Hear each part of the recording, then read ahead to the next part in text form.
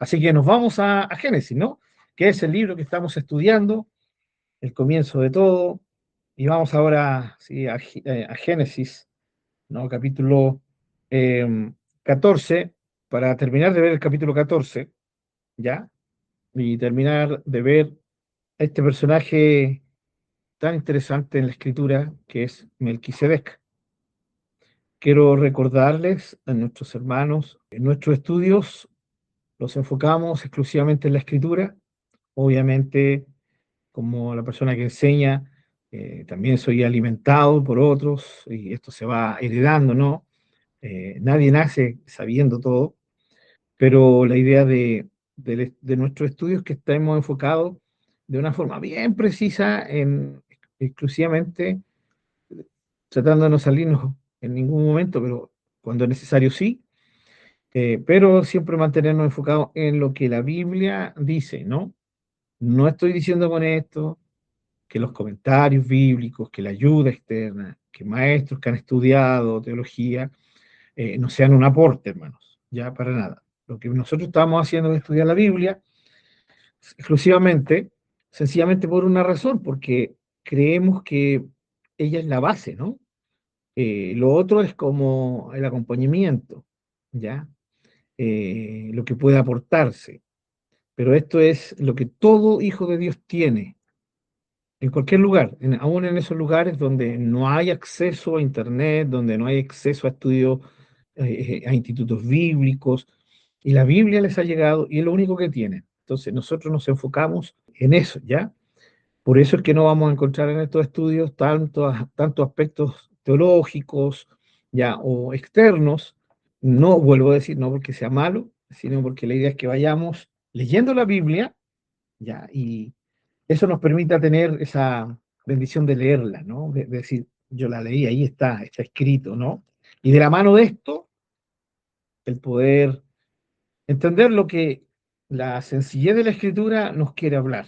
La sencillez de la escritura nos quiere exponer. Dios revelándose a sus hijos. Así que esa es la idea de estos estudios bíblicos, ¿ya?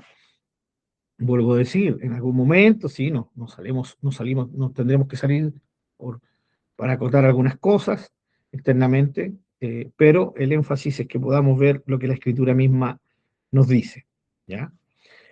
Digo esto porque yo sé que hoy día hay mucha información, una sobreinformación sobre todo lo que es el estudio de la Biblia, y es bueno si se sabe usar, pero es muy perjudicial si no se sabe usar. Y el tema es que sería triste que alguno de nosotros terminara dedicando más tiempo a lo extra bíblico que a lo bíblico, ¿no? Entonces, esa es la idea de poder enfocarnos en estos estudios bíblicos. Ahora, cuando alguien dedica un hermoso tiempo de calidad a la lectura de la Biblia y de la mano, ¿cierto? Accede a otros aportes, a otros apoyos, gloria a Dios también por eso, ¿ya? Así que vamos entonces a Génesis capítulo 14, ¿ya? Si lo tenemos, vamos a leer del versículo 17, que es donde quedamos, hacia adelante. Génesis capítulo 14, versículos 17 adelante. Cuando volvía de la derrota de Kedorlaomer y de los reyes que con él estaban, salió el rey de Sodoma a recibirlo al valle de Sabe, que es el valle del rey. Entonces, Melquisedec, rey de Salem y sacerdote del Dios Altísimo, sacó pan y vino y le bendijo, diciendo, bendito sea Abraham, del Dios Altísimo, creador de los cielos y de la tierra. Y bendito sea el Dios Altísimo, que entregó tus enemigos en tu mano, y le dio a Abraham los diezmos de todo. Entonces el rey de Sodoma dijo a Abraham, dame las personas y toma para ti los bienes. Y respondió Abraham al rey de Sodoma, he alzado mi mano a Jehová, Dios Altísimo, creador de los cielos y de la tierra, que desde un hilo hasta una correa de calzado, nada tomaré de todo lo que es tuyo, para que no digas, yo enriquecí a Abraham, excepto solamente lo que comieron los jóvenes y la parte de los varones que fueron conmigo, Aner, Escol y Mamre, los cuales tomarán su parte. Amén. Contexto, Abraham va a rescatar a Lot. Lot, lamentablemente, cayó en las redes de estas ciudades prósperas, pero también tristemente malvadas, y al quedar ahí atrapados junto a su familia, ya no hubo forma de salir, no había ánimo de salir, y no le podemos echar la culpa a nadie porque la Biblia no nos da ningún detalle, solo nos dice que Lot se quedó ahí y que por eso cuando vinieron otros reyes a pelear contra Sodoma, contra Gomorra, contra estas 5 ciudades, fue llevado cautivo junto a ellos. ¿Y qué es lo que hizo Abraham? Abraham va y con 300 y un poquito más de personas les caen a estos reyes tremendamente poderosos en ejército, les caen de noche y logran un milagro, porque esto es un milagro, ¿no? Esto es un milagro. 318 personas en el versículo 14 contra 4 ejércitos, ¿sí?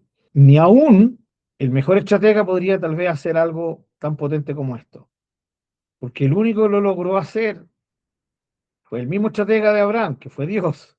Lo hizo con Gedeón, ¿no? Lo haría con Gedeón algunos siglos después. Y la famosa hazaña del famoso rey espartano, ¿no? Históricamente no fueron ellos los 300 solamente. Ya hubieron otros apoyos con ellos. Lo que pasa es que ellos fueron la punta de lanza, ¿no? Por lo tanto, tampoco es algo que podríamos decir que solo 300 personas lo hicieron. Pero en este caso, sí, y en el caso de Gedeón también. Entonces, ¿por qué? Porque nos imaginamos esto como un mito. No, para nada. Yo no creo en mitos, creo en el Dios Todopoderoso. Y al creer en el Dios Todopoderoso, sé que esto es perfectamente posible. Si Dios estaba como el arquitecto de esta hazaña, ¿sí?, bélica de rescate de Abraham, no había otro fin más que victoria para Abraham. Y así fue como ocurrió. Recordemos que Abraham también era ya viejito, no era tan joven. Las personas que lo acompañaron de su casa no eran precisamente guerreros, eran pastores. Entonces, todo esto solamente tiene un fin, es realzar que Dios estaba con Abraham y que Dios fue el que le dio la victoria. Como lo dijo Melquisedec después, que lo vamos a ver, fue Dios el que le entregó los enemigos en su mano. Así que aquí tenemos ya a Abraham volviendo de este logro tremendo. Abraham logra rescatar a Lot, rescata a su familia, los bienes de él más encima, ¿no? Y de esta manera libra también a las otras naciones, ¿ya? Fue una obra tremenda y que vuelvo a decir, solo se le puede adjudicar a Dios. De la mano de esto, hacer un comentario. Cuando nosotros trabajamos con niños y uno le presenta las historias bíblicas a los niños, desde que Dios me permitió trabajar con niños siempre, ¿no? Esa es la forma. Y uno busca diferentes maneras de contarles las historias bíblicas a los niños. En la mente de los niños, mentes crédulas, ¿no? Mentes que no tienden a dudar, me refiero a los más pequeñitos, porque los más grandecitos ya empiezan como a dudar. En sus mentes ellos se van imaginando las cosas y las van creyendo, sin ningún problema, ¿ya? Tanto es así que niños que han crecido en iglesias, cuando llega la adolescencia, la juventud, ellos jamás dudarían de que el diluvio fue universal, por ejemplo. Jamás dudarían de que Sansón logró, ¿cierto?, matar a muchos él solo y nadie, ninguno dudaría, ya, en fin, de que Dios salvó a Daniel en el foso de los leones, etcétera, etcétera. ¿Ya? Porque van creciendo con esa historia y se les va, sí, cimentando, se les va sembrando en su mente, en su corazón, y no dudan de eso, no dudan de eso. ¿Cuándo empiezan a dudar? Cuando ya empiezan a llegar a edades y a medios, como la enseñanza media, tal vez luego de en algunos casos antiguamente, en nuestros tiempos ya de los mayores 40, mayores 50, cuando entrábamos ya a los cursos mayores y luego a la universidad, pero hoy en día la gente, los jóvenes tienen acceso a Internet, así que esto se apura mucho, ¿no? Y ahí comienza uno a dudar de esto. Es decir, ¿pero realmente será posible un diluvio universal? ¿Cómo un hombre puede haber matado a 1000 personas solo con una quijada de asno? ¿Cómo una ballena se puede tragar a un hombre? Pero si las ballenas no pueden tragarse a un hombre. Bueno, excepto que sea un cachalote, que es como dicen que es la ballena macho, ¿no? Aunque hace poquito salió que un tipo ballena, sí se había tragado a una persona, en fin.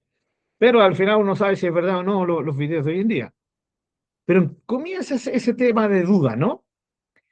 Y comienza poco a poco a sembrarse la duda en la mente de los seres humanos, al punto de que pasan a ser realidades eh, inobjetables a mitos, al punto de que muchos dicen, no, son historias de niños, son historias que están ahí para hacerles creer, para inculcar la fe a los niños, para que los niños puedan creer en Dios. Ya. Sutilmente, muchos han llegado a ese punto. Y se comienza a entrar en un terreno de duda. ¿Por qué? Porque entra la razón a jugar en esto. Y la razón comienza a volverse enemiga de la fe. Y eso no debería ocurrir. Pero ocurre. Ocurre por nuestra naturaleza humana. Y comenzamos a racionalizar todo, ¿no? Y decimos, vuelvo a presentar el ejemplo, ¿no? Un chico, ¿cuánto tendrá? Habrá tenido 15, 17 años, pastor, nunca fue guerrero, aunque se dice que sí era ágil, ¿ya? Pero no estaba ni en el ejército, se enfrenta con un tipo de casi 3 metros, nacido casi en medio de la guerra, ya musculoso, y a pesar de ser tan grande, ágil, guerrero, y ustedes saben que me refiero a David y a Goliat, ¿no? Eh, no, ¿cómo lo puedo haber vencido, no? No, son historias para niños. No está mal contarlas, no está mal decírselas a los niños, pero sí hay un grave problema con esto. Y el problema es que empezamos a dudar de lo que la Biblia nos dice. Ahora, ¿por qué? Porque nosotros ponemos nuestra mirada en la historia, humanamente, como humanos, ¿sí? Sutilmente, sutilmente en nuestra mente, hay veces que sin querer, tal vez, no voluntariamente, no conscientemente, pero sutilmente, cuando empezamos con esto de racionalizar todo, sutilmente vamos tomando a Dios y lo vamos sacando del esquema, ¿sí?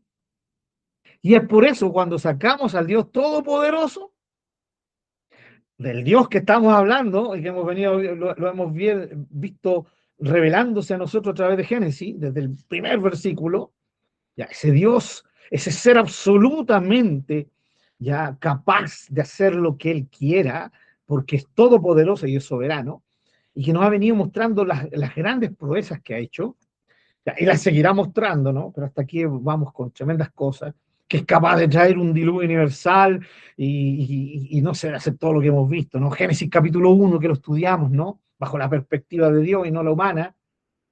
Y al sacar a este ser, ya, al sacar a nuestro Dios, sutilmente dejarlo a un lado, por supuesto que quedan historias que solo pueden ser mitos, leyendas, ¿sí? O cuentos para niños. Y aquí yo leo y digo, humanamente, esta es la idea, hermano. Vengo y leo 318 personas a cargo de un tata, ¿sí? De un tata como Abraham, ¿ya? Alguien dirá, no, porque en ese tiempo, sobre los 75, todavía seguía siendo un adulto, así como el hermano Marcelo, con el hermano Pablo, con el hermano Norman, todavía ágiles, ¿sí? Eh, como el pastor Raúl, que ya estamos pintando algunas canas, ¿no? Pero igual seguimos ahí. Pero sí se entiende, pero igual en ese tiempo ya la edad comenzaba a pesar, no era lo mismo, ¿no? Recuerden que algunos dudan de que eh, Caleb va a ser capaz de tomar el cerro de los gigantes porque lo ven con 80 años, ¿ya? Tal vez un poquito más, ¿no? Y él dice, no, ¿qué les pasa? La fuerza que tengo hoy en día es la misma que tenía hace 40 años atrás. Bueno, ese es Caleb, ¿ya? Ese es Caleb. Eh, pero ahí está, ya en 75, 80, ya aquí fácilmente Abraham puede haber tenido 80 años. Recuerden que la historia que comenzamos con él es a sus 75 años, en Génesis capítulo 12, y ya tenemos a una persona ya avanzada, no necesariamente ágil. Más encima con pastores, sí, que no tenían la capacidad tal vez guerrera de un ejército, y son 318 personas, ya, con un respaldo de algunas personas fuera del linaje de Abraham que le apoyaron, que eran aliados. 318 personas vencer al ejército, a tanta gente entrenada, no, es que esto no es posible. Por supuesto que no es posible, pues mis queridos hermanos. Espero que estén de acuerdo conmigo. Humanamente hablando, es imposible. ¿Cuántos dicen amén? Aquí está el tema. Es imposible para el hombre, pero para el Dios Todopoderoso, obvio que no.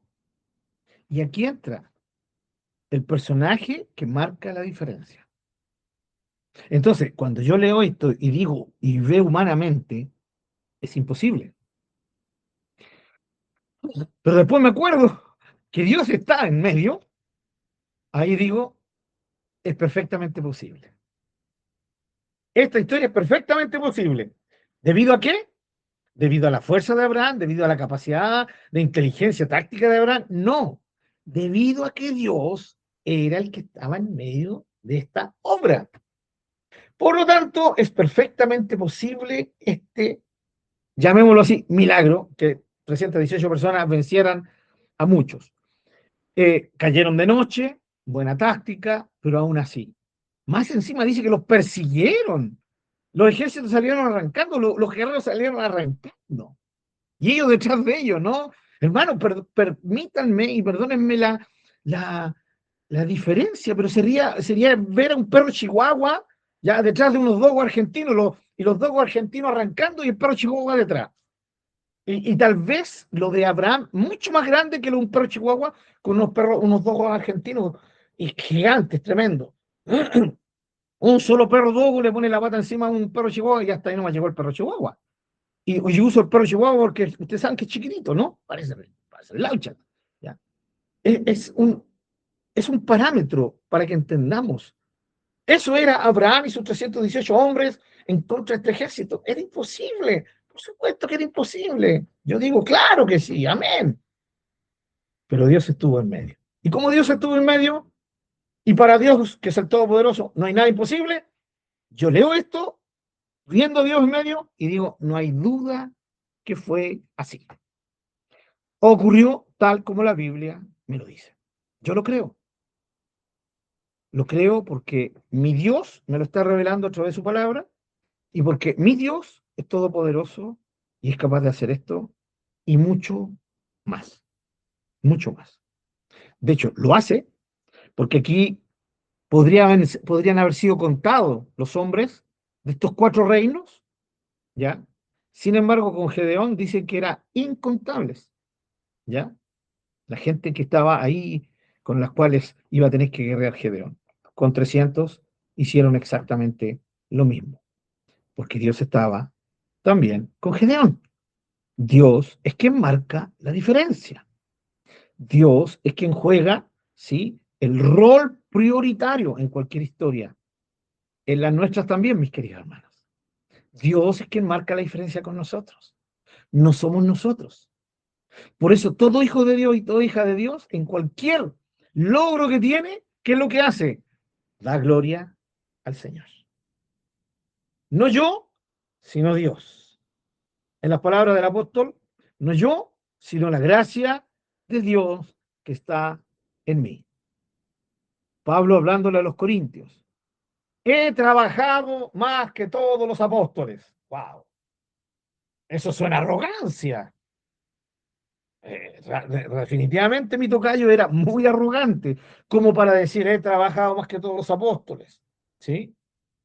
Pero él no se queda ahí, porque luego dice, pero no yo, sino la gracia de Dios en mí.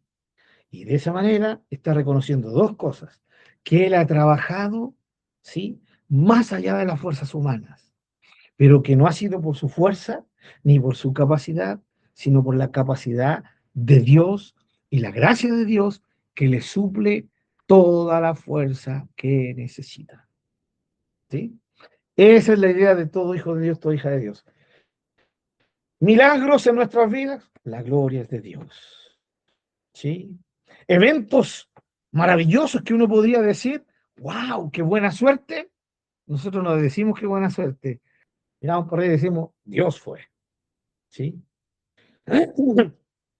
Compartiendo con una hermana muy querida, cierta ocasión, esta hermana tenía glaucoma en sus ojos.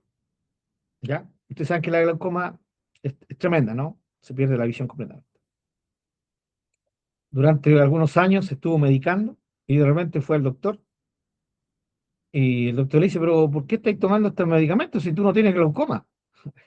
Y la hermana le dice, pero doctor, si ahí están los papeles, están los exámenes, ya por algo estoy tomando estos remedios tan caros, ¿no? No, pero es que bueno, algo ocurrió, pero ya no tienes glaucoma. Entonces, wow, se equivocaron los doctores. No, no se equivocaron los doctores. Los doctores hicieron bien su pega. Lo que pasa es que se introdujo en medio de la historia el Dios Todopoderoso. Y la hermana me dice, es que se supone que tenía glaucoma, pero nunca tuve glaucoma. Es que tal vez no es que no siempre, nunca tuvo glaucoma, sino que la tuvo y parece que el Señor fue el que la sanó. De veras, el Señor hizo esta obra, ¿no? El Señor me sanó de glaucoma. Entonces, y nosotros, ya que usted tiene, todos tenemos de una u otra manera experiencias, algunos más potentes, ya más poderosas, otros tenemos experiencias más sencillas, pero aún esas experiencias sencillas, la gloria de Dios es la que se manifiesta en nuestras vidas. Entonces, aquí no vemos ninguna otra cosa que a Dios actuando. Y aquí vemos a Abraham volviendo de la derrota, de esta tremenda hazaña épica, y dice que el rey de Sodoma salió a recibirlo. Obviamente, cuando atacaron a estos reyes enemigos, al parecer el rey de Sodoma se escondió en su búnker, ¿sí? Y no se lo habían llevado preso. Así que vuelve Abraham, ¿ya? Y se encuentra con el rey de Sodoma, ¿ya? El rey de Sodoma venía con una sola intención, y esa intención está ahí en el versículo 21. Porque fíjense que la historia hace un paréntesis.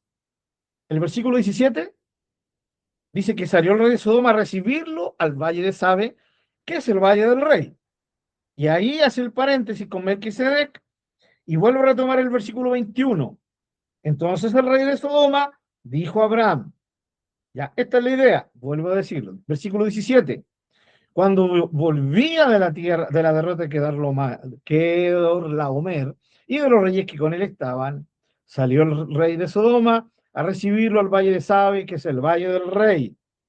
Versículo 21. Entonces el rey de Sodoma dijo a Abraham, dame las personas y toma para ti los bienes. O sea, el fin de venir a recibir el rey de Sodoma a Abraham, después del retorno de esta hazaña, ¿sí? Era obviamente agradecerle, reconocer el tremendo favor que Abraham le había hecho no solo a él, sino a los reyes de Gomorra y a los guerras de Adma y Seboim, ¿sí? Y de Suar, que eran los otros reinos que fueron afectados. Entonces, ¿qué mejor vía toma el rey de Sodoma en agradecimiento que dice, mira, todos los bienes que recuperaste, quédatelos, son para ti. Y los bienes, ¿sí? El botín del rescate había sido, sin lugar a dudas, tuvo que haber sido tremendo, tremendo. Y sin embargo, ya, a pesar de que era mucha la riqueza que Abraham había traído de regreso, el rey de Sodoma le dice, quédatelo todo, ¿ya? Quédatelo todo. Si toma para ti los bienes, solo dame a las personas que rescataste. El rey de Sodoma sabe que es mucho, pero sabe también que gracias a Abraham ellos están libres. Entonces, ese es el fin de que el rey de Sodoma venga al encuentro de Abraham. ¿Sí? Ahora, notemos, no sé si lo notan, Viene el paréntesis. Versículo 17, vino a encontrarse con Abraham, el rey de Sodoma, ¿sí? Y el versículo 18 dice que también salió al encuentro de Abraham otro personaje. ¿Notamos el contraste en los dos personajes? Sí. Rey de Sodoma versus rey de Salem, ¿cierto? Rey de Salem, ¿ya? Que aparte de ser rey, era sacerdote del Dios Altísimo, ¿ya? Dos personajes, ¿sí? Esto es tremendamente figurativo, hermanos. Más allá de que creamos que Melquisedec es o no Jesús, eso lo vamos a ver después, pero quiero que veamos las figuras. Dos reyes, un rey que representa lo terrenal, un rey que representa todo lo que es la sociedad y la mentalidad de la sociedad sin Dios, que es el rey de Sodoma. Recordemos cómo había definido ya la escritura a Sodoma, capítulo 13, versículo 13. Génesis 13, versículo 13. Ya había dado una definición categórica el Señor sobre Sodoma, pero los hombres de Sodoma eran malos y pecadores contra Jehová en gran manera. Y una nación, cuando una nación es mala y perversa, es porque eso viene de sus propios gobernantes. El rey de Sodoma, entonces, representa este poderío, esta autoridad humana de una sociedad sin Dios y viene a encontrarse con el siervo de Dios, Abraham, con el hombre que está siendo tratado por el Señor, que está moldeando su fe, llevando su fe a su fe que se fortalezca, se cimiente profundamente, ¿sí? Y sale a este rey. Pero Melquisedec representa todo el otro extremo, representa al reino de Dios, ¿sí? Partiendo por Salem, ya eh, era rey de Salem. Esta ciudad se puede conectar más adelante con Jerusalén, ¿ya? De hecho, Jerusalén, ¿no? Pero no nos vamos a ir por ahí todavía, más adelante, ya, así que llegamos al libro de los Reyes, el Señor no viene antes, ya, a Samuel y a los reyes, ya. Mientras tanto, rey de Salem, ya. Es este rey, Melquisedec, todo lo antagónico al rey humano, y fíjense que los dos reyes vienen y se presentan ante Abraham de diferente manera. Uno viene diciéndole, mira, quédate con todas las riquezas, ¿no? El otro viene diciéndole, bendito de Dios, ¿sí? Y reconociendo, fue Dios el que te entregó a tus enemigos en tus manos, ¿ya? Ahora, Melquisedec, ¿qué le da? Dice que le da pan y vino, ¿ya? Recibe, agasaja a Abraham, porque sabe que viene cansado. El pan y el vino eran los alimentos típicos para rebustecer el ánimo, ¿no? Así que aquí tenemos los dos tipos de personajes que se presentan ante Abraham. Miren, hermanos, cómo se aplica esto a nosotros, si me lo permiten. No es la misma historia cada uno de nosotros, es la misma historia cada uno de nosotros, hermanos. Y muchas veces del día a día se nos presentan delante personas con la única intención de poder sobarnos el lomo, de poder alabarnos, ya, de poder animarnos a que nos enriquezcamos, entre comillas, nos enriquezcamos con las cosas terrenales, ¿no?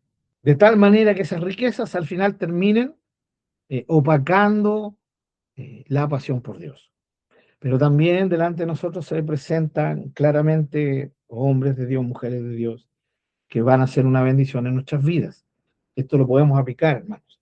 Sencillamente una forma de decir lo siguiente. Delante de nosotros siguen los dos caminos. ¿Sí? ¿Se recuerdan los dos caminos desde Génesis 1, Génesis 2, Génesis 3? ¿Sí? Era obedece, desobedece. ¿Sí? Se lo dijo a Adán y Eva, se lo dijo a Caín, ¿ya? Por lo tanto, está clarito ahí. punto. Los dos caminos. La genealogía, ¿se recuerdan que lo vimos? Dos caminos paralelos, pero que no se nos deberían jamás encontrar, nunca. Y aquí seguimos con la visión dual del mal y del bien, no como el yin yang, hermano, para nada, ¿no? No, aquí no hay un perfecto equilibrio entre el bien y el mal, no. El bien y el mal, dentro de la cosmovisión bíblica del Dios verdadero, nunca el bien y el mal están equilibrados, jamás. Nunca tranza el bien con el mal, ni el mal tampoco con el bien. No hay, ¿cierto?, una unión, como nos quieren decir las religiones orientales, por ejemplo. ¿Ya? No, eso no existe. Aquí solo existe en la palabra de Dios el bien, por un lado, absolutamente repeliéndose con el mal. ¿Ya? Pero tampoco está la idea, y cuidado con esto, de que el bien y el mal están peleando, eh, representando que Dios está peleando con el diablo. Pues Dios no pelea con nadie, hermanos. Yo estoy hablando del bien, no de Dios. No sé si entendemos la diferencia. Dios no pelea con nadie. ¿Cómo podría un ser todopoderoso pelear con alguien? No pelea. Dios no pelea contra el diablo. No, hermanos. Dios no pelea contra el diablo. Tristemente, muchos lugares se enseña esto, ¿no? Como que el diablo y Dios estuvieran usando un gallito, ¿sí? Está los puñitos, no sé cómo se le llama a otra parte, el gallito, ¿cierto? ¿Quién tiene más fuerza? No, eso no es una perspectiva bíblica. Dios es el rey absoluto. Dios es el soberano absoluto. Dios es todopoderoso. El que quiere pelear con Dios es el diablo, pero nunca pelea directamente, porque hasta el mismo diablo sabe que entra perdiendo con Dios, ¿o no? Esa es la realidad de la Biblia.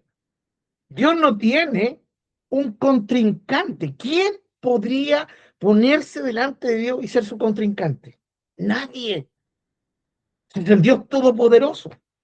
Por eso, cuando se empieza a dar tanto énfasis al enemigo y a la oscuridad, wow, hay que ser cuidadoso con eso, ¿no?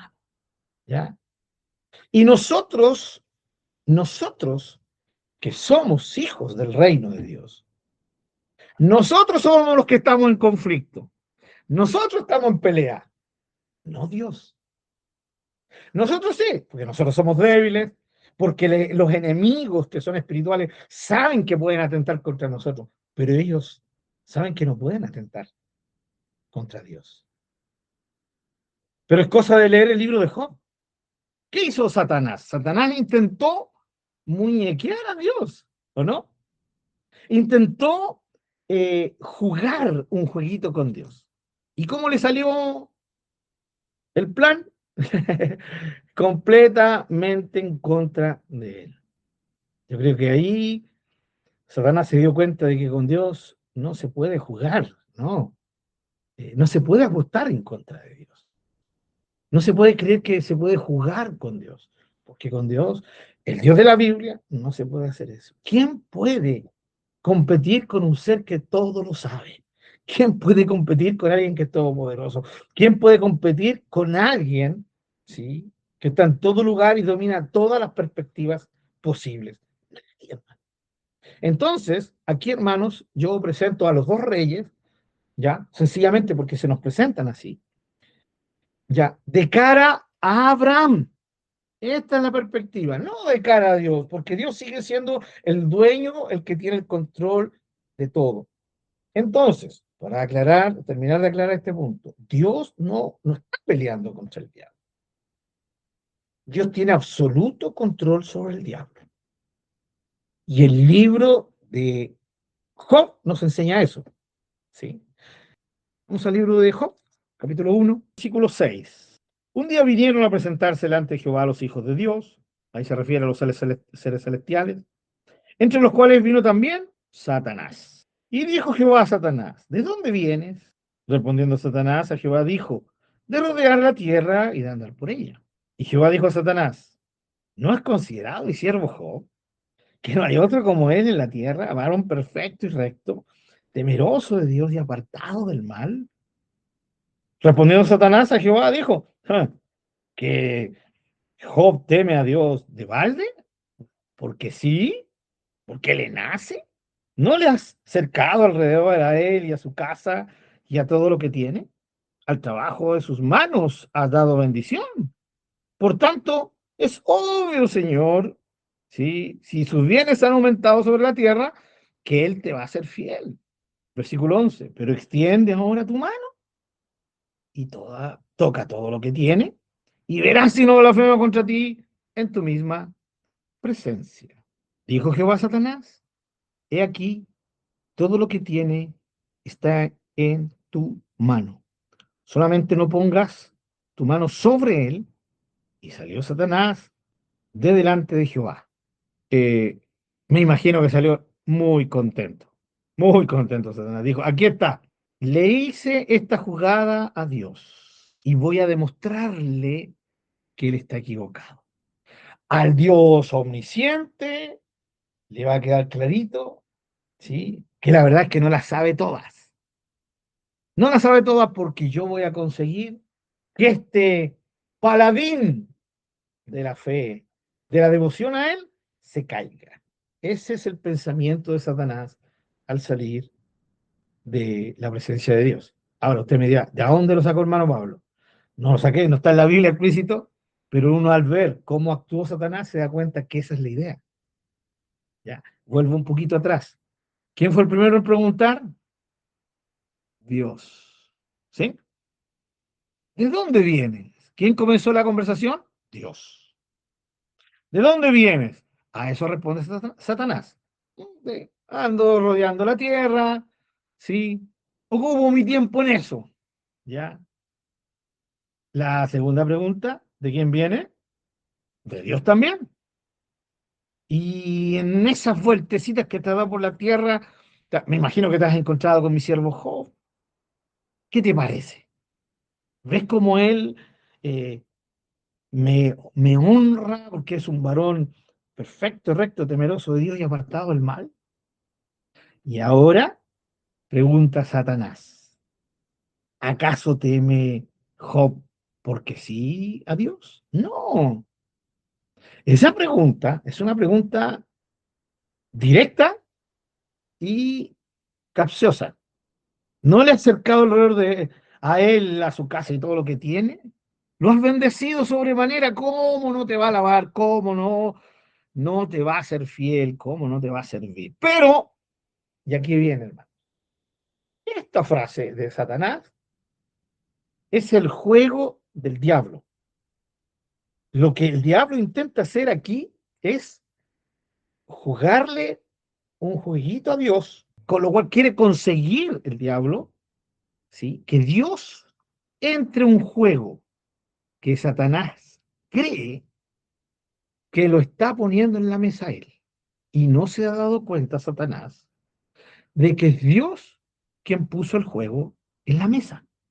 Fue Dios el que le dijo, ¿no has considerado mi siervo Job? Satanás le dice, aquí esta es la mía. Pero Señor, si nos bendeció. Pero mira, tócalo y vas a ver su reacción. Quítale cosas. Eso es. Lo que el diablo está queriendo hacer es tentar a Dios, es llevar a Dios a un juego. Pero vuelvo a decir, el diablo no se dio cuenta de que Dios tenía el control desde el principio.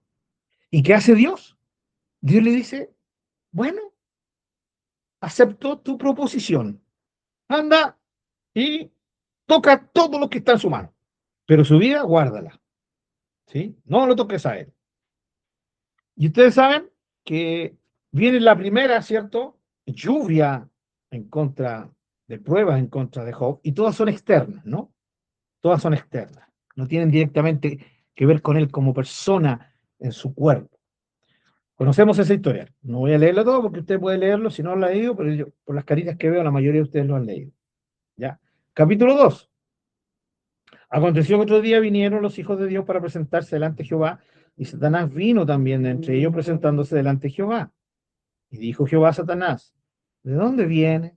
¿Ven? Se repite lo mismo. Respondió Satanás a Jehová y dijo, de rodear la tierra y de andar por ella. Y Jehová dijo a Satanás, ¿no has considerado mi siervo Job, que no hay otro como él en la tierra, varón perfecto y recto, temeroso de Dios, apartado del mal, y que todavía retiene su integridad, aun cuando tú me incitas insistaste contra él para que lo arruinara sin causa? Respondiendo Satanás, dijo a Jehová: piel por piel, Señor. Todo lo que el hombre tiene dará por su vida. Le tocaste todo lo material, todo lo externo, ¿ya? Pero tócalo a él. Ahí está la cosa. Versículo 5. Pero extiende ahora tu mano y toca su hueso y su carne y verás si no blasfema contra ti. Wow, aquí fue más fuerte Satanás, ¿no? Blasfema contra ti en tu misma presencia. Y Jehová dijo a Satanás: he aquí, él está en tu mano, pero guarda su vida. Entonces salió Satanás de la presencia de Jehová e hirió a Job, ¿ya? E hirió a Job. Vuelve a repetirse lo mismo. Es Dios preguntando, Satanás respondiendo, Dios poniendo a su siervo ahí como ejemplo, ¿ya? Y Satanás reaccionando y yendo a atentar a Dios. Aquí Dios lo dice muy bien. Me incitaste, ¿sí? Me incitaste. Dios le está diciendo a Satanás, tú me incitaste, ¿sí? O sea, Dios está diciendo que él lo permitió porque Satanás lo incitó a eso. Ahora, la palabra incitar tiene mucho que ver con tentar. ¿Puede Dios ser tentado? Dios no puede ser tentado porque Él lo sabe todo y porque Él conoce todo y domina todo, ¿ya? Por eso Santiago dice que Dios no es tentado por el mal, ¿ya? Y Él tienta a nadie, ¿ya? Pero aquí Dios está usando este idioma humano para mostrarnos que Dios permitió esta situación a la cual Satanás lo quería mover. Y Dios se dejó mover por Satanás. Y aquí está la palabra clave. Dios se dejó mover. Dios permitió esto, hermanos. Fue Dios el que lo permitió. Pero Satanás cree que la hizo de una. Segunda vez que logra convencer a Dios, que logra engañar a Dios para que vaya en contra de su siervo. Y ahora Satanás dijo, en la primera me fue mal, pero aquí sí que no hay duda. De hecho, estoy tan convencido que aquí Job sí va a blasfemar contra Dios, que yo sé que, de hecho, te lo digo, Señor, directamente, hazlo y verás como en tu misma cara él blasfema contra ti. En tu misma cara, en tu misma presencia. ¿Ya? Hermanos queridos, la historia de Job nos muestra, y me desvío un poquito, pero un poquito porque también está relacionado con el hecho de que somos nosotros el enfoque del diablo, no Dios. ¿Ya? Y aquí Satanás se lleva una tremenda lección, pero es una lección que Dios siempre tuvo bajo control, siempre, desde el momento en que comenzó la conversación entre Satanás y él. Vuelvo a decir, fue Dios, fíjense, fue Dios el que puso a Job. El Señor le pudo haber dicho a Satanás, ¿de dónde vienes? De rodear el mundo y su plenitud. Ah, qué bueno. ¿Te has encontrado con alguna situación interesante que me quieras contar? No, mira este otro, este otro. No, pero después que le pregunta, fue Dios el que dice, ¿no has considerado mi siervo Job? ¿Por qué, Señor? ¿Sí? ¿Por qué por qué pusiste ahí en la mesa a Job? Porque Dios tenía un propósito. Pero lo más glorioso es que Dios sabía hasta dónde su siervo Job podía llegar. ¿No son las palabras del apóstol Pablo a los Corintios? Donde dice que el Señor va a permitir que seamos tentados, pero jamás más allá de lo que seamos capaces de soportar. O sea, Dios sabe cuál es nuestro punto límite. Y Dios va a poner una carga sobre nosotros que Dios sabe que sí vamos a ser capaces de sobrellevar. Dios nos pone en situaciones que Dios sabe que vamos a ser capaces de sobrellevar, que nos van a poner al límite, ¿sí? Al límite, a punto de caer. Y Dios lo permitió, pero Dios sabe muy bien cuál es nuestro límite y nunca, jamás nunca permitirá, ¿sí?, que seamos llevados más allá de ese punto. De hecho, de los que estamos aquí, me imagino que más de algunos decimos, ahí estuvimos en ese límite. Y gracias al Señor, aquí estamos. Aquí estamos. Fue porque Dios sabía hasta dónde podíamos ser capaces de llegar. Esa es la perspectiva, la misma perspectiva de Pablo, es la perspectiva manifestada en Job. Es la misma. Pero noten bien, ¿a qué quiero llegar? al punto de que es Dios el que tiene el control de esto. Satanás cree que él tiene el control. Satanás cree que ya ha logrado su objetivo. He vuelto a Dios, ¿sí? He movido la mano de Dios para que la use en contra de Job. Ah, y ahora todo el resto es pan comido. Pero lo que Satanás no sabía es que Dios jamás hubiera puesto a Job ahí si él hubiera sabido que no hubiera sido capaz de soportar todo lo que soportó. Ahora, eh, lo que vivió Job es el límite para el ser humano, ¿no? Solo Jesús ha sufrido más, ¿ya? Ni José, con todo lo que sufrió, se compara a lo de Job, ¿ya? Eso hay que dejarlo claro. Son esos ejemplos límites que Dios nos pone, ¿no?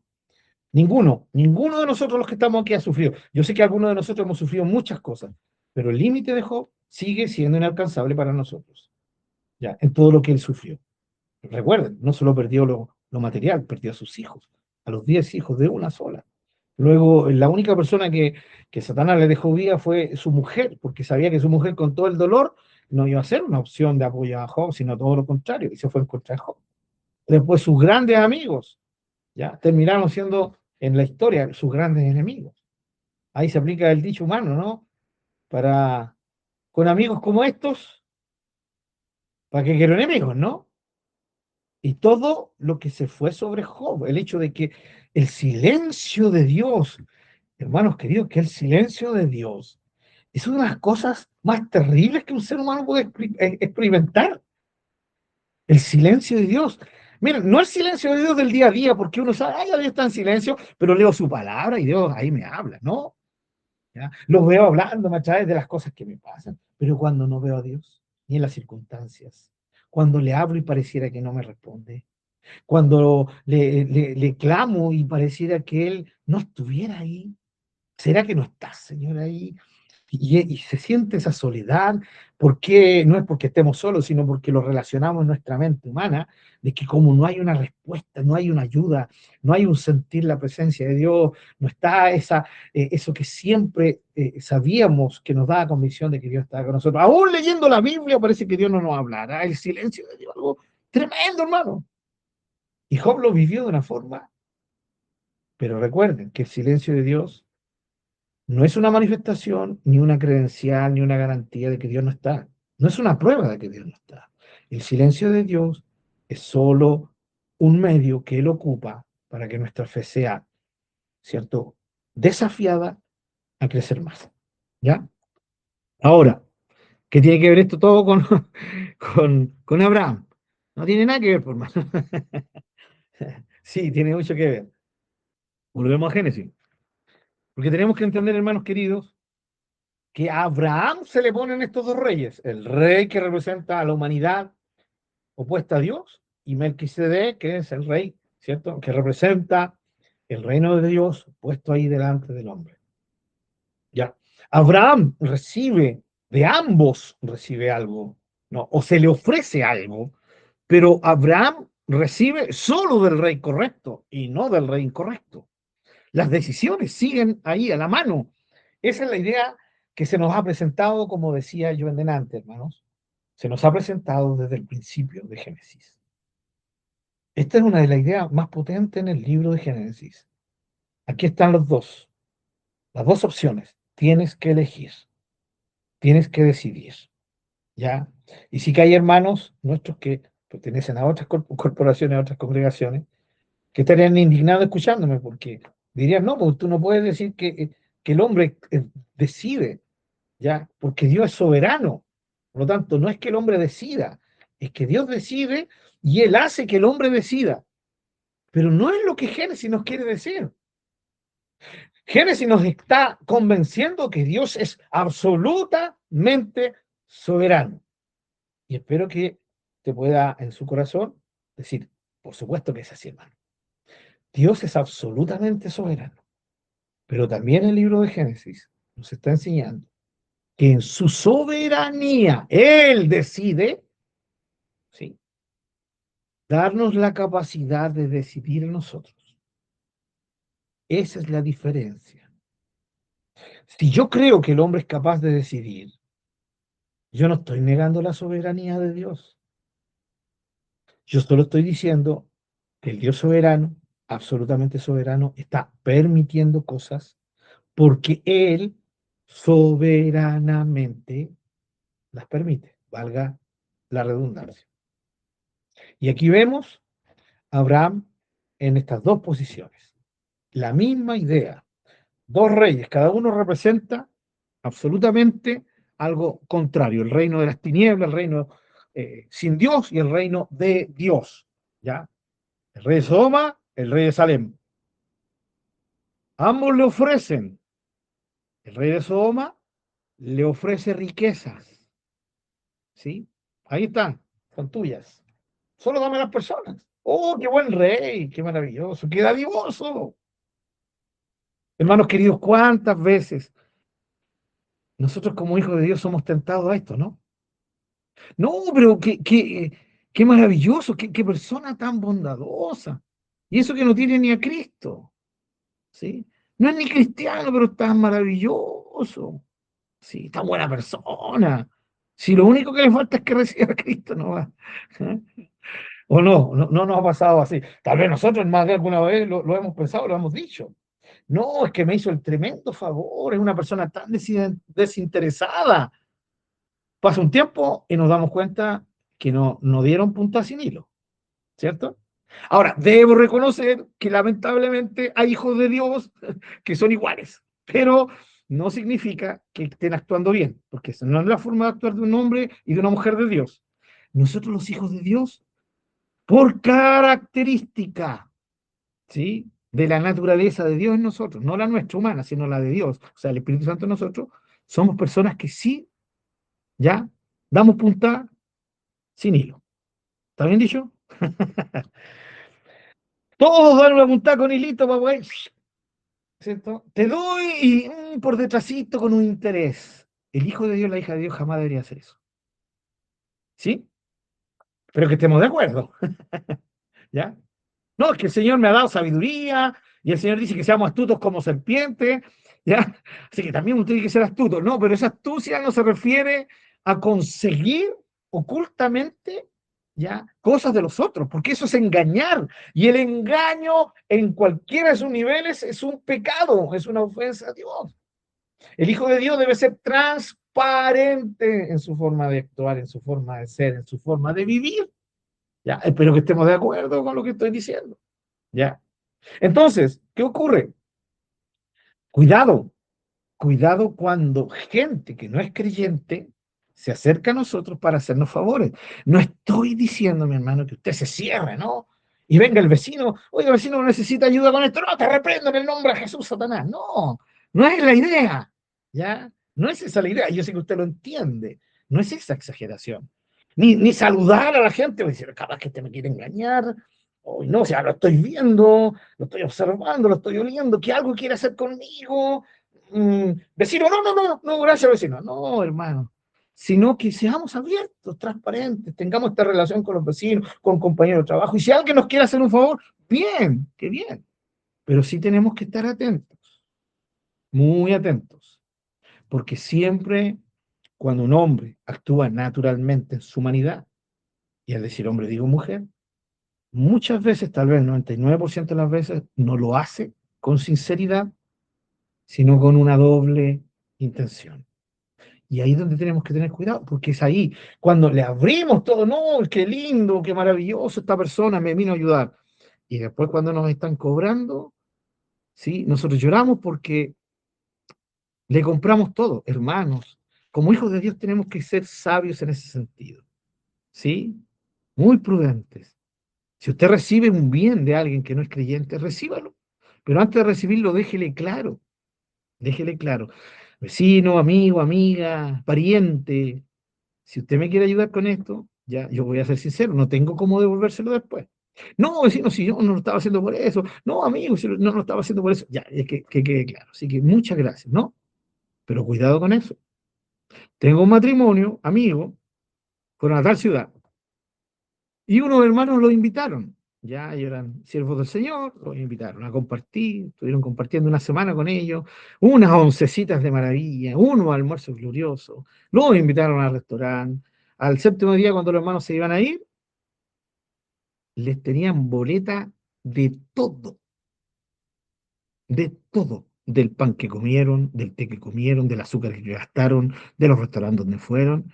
Y cuando les presenta el hermano de casa, hermano, se supone que era hermano, este hermano, dueño de casa con su esposa, se van a despedir y le dice, hermano, aquí está la cuenta. Hermano, esto fue real, ya, esto fue real, ya. Fue muy cercano a nuestra familia, entonces nosotros vimos eso que fue una realidad. Y estos hermanos, este matrimonio amigo, se rieron, le dije, "Bueno, hermano, qué broma, no me haga esta broma". Y este matrimonio serio le dijeron, no, si no es broma. ¿Cómo? Pero si ustedes todo lo que comieron, ¿cómo nosotros nos íbamos a hacer cargo de eso? Y el hermano le dice, pero ustedes no nos dijeron, ¿pero cómo? Se lo tendrían que haber sabido ustedes. O sea, ¿cómo ustedes llegan a una casa a comer, a destajo, a hacer aquí y allá, y porque nosotros le vamos a dar a ustedes porque sí? No, eso no es lógico, pero ¿cómo? Pero ustedes tendrían que habernos dicho al principio, no, ¿por cómo no le tendríamos que haber? Al final, hermanos, para que no hubieran problemas, los hermanos tuvieron que sacar la plata que tenían para los pasajes y se quedaron sin poder volver a su tierra, que quedaba bastantes kilómetros de distancia. Cuidado, hermanos, cuando alguien nos quiere hacer un favor, ¿sí? Vuelvo a decir, yo sé que hay veces que uno dice, hoy estoy en este problema, eh, ni mi hermano me ayudaron, pero mi amigo, mi amiga me ayudó y, oh, qué maravilloso. Y después no tenemos ni idea cómo andan por detrás diciendo, lo que se tiene es gracias a mí, ¿no? Eh, ¿Qué es su Dios? No, yo lo bendije. ¿No es lo que dijo Abraham? Le dijo, no voy a tomar nada de lo tuyo, nada. Para que después no andes diciendo por ahí, yo enriquecí a Abraham. Porque es Dios quien me enriquece, no tú, ¿sí? Y hermanos, vuelvo a decir, era mucha riqueza la que Abraham había logrado rescatar. Cuidado con eso, ¿sí? Cuidado con eso. Cuidado con los favores que se nos abren en el día a día. Vuelvo a decir, mi hermano querido, mi hermana querida, yo no quiero que usted sea, que el hermano Pablo, lo que el hermano Pablo quiere que usted sea una persona que ande perseguida. No, no, no. Pero siempre en nuestra comunión con Dios, ¿sí? Esa comunión con el Señor diaria, continua, nos va a permitir discernir y actuar sabiamente, ¿ya? Sabiamente. Es muy triste esto, especialmente cuando pasa en las familias, ¿no? No, es que mi familia hizo todo esto por mí y después toda la familia me estaban cobrando. O todos andaban diciendo de que fueron ellos los que me ayudaron, ¿no? Y me lo están sacando en cara hasta ahora. Entonces hay que ser muy cuidadosos con esto. Pero vuelvo a decir, mi comunión con Dios me va a permitir vivir tranquilo, relacionarme tranquilamente, pero estar atento cuando haya algún ofrecimiento por ahí. Especialmente, hermano querido, cuando haya un ofrecimiento donde usted diga, lo pese, y a primera vista usted sabe que si acepta eso, va a afectar su relación con Dios. Yo sé que muchas veces queremos salir adelante, queremos salir del nivel económico donde estamos, pero cuidado cuando salir del nivel económico en que estamos va a significar transar nuestra comunión con Dios. Es ahí donde tenemos que tener mucho cuidado. Y hoy día el materialismo y el consumismo se ha metido en los corazones de los hijos de Dios. Y muchos dicen, no, es que tengo que trabajar y tengo que trabajar, lo siento, pastor, lo siento, hermano, lo siento, hermana, ya, hermano líder, pero yo tengo que trabajar porque necesito. Y de repente uno va a las casas de ellos y tienen de todo. Tienen dos autos, tienen una tremenda tele, ¿ya? Y ahí uno de repente empieza a indagar y dice, pero hermano, ¿por qué tienes que seguir trabajando si tienes de todo? Y hay dos respuestas que a mí me han dado en más de alguna ocasión. La primera es que son deudas. Todo esto lo tenemos con deudas, crédito, y tenemos que pagar todo eso. Complicado eso, hermano. Complicado. Y la segunda respuesta es, no es que la tele es que es vieja, la tele ya tiene 2 años, ¿sí? No, los autos ya tienen sus 4 años, pero ya, y los compraste nuevos, sí, los compré nuevos, pero ya 4 años, usted sabe. Y obviamente de la mano de esta segunda razón viene todo el tema del falso evangelio de la prosperidad, ya donde salen pastelitos diciendo Perdonen que lo diga así, hermano, porque de verdad son verdaderos pasteles algunos hermanos, ¿no? Que dicen, no es que esto deshonra a mi Dios. Que yo tengo un auto de 2 años de antigüedad, deshonra a Dios, porque los hijos de Dios ya tenemos las bendiciones de Dios en abundancia. Yo tengo que ser alguien que todos los años tenga que renovar su auto, porque de esa forma demuestro que mi Dios es el dueño del oro y la plata. ¿Ya? No, tengo que renovar la tele porque no, 2 años, qué vergüenza. Ahora, muchos de estas personas, ¿por qué? Porque están en un ambiente de oficina, están en un ambiente de gerencia, donde todos sus compañeros renuevan todos los años el auto nuevo. Y ellos no pueden ser menos. Y aquí está el problema.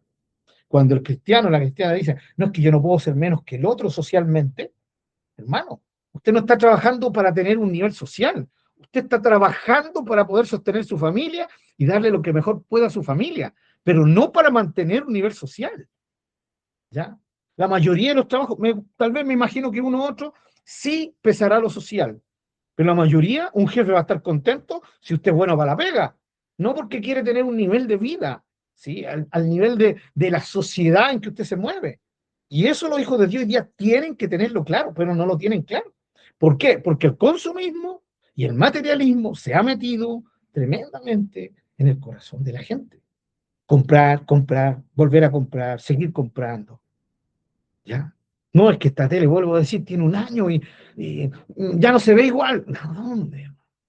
No, es que tengo que renovar la cocina. ¿Cuántos años tiene la cocina? No, tiene 2 años, pero y te funciona mal. No, pero es que ya significa que se va a echar a perder.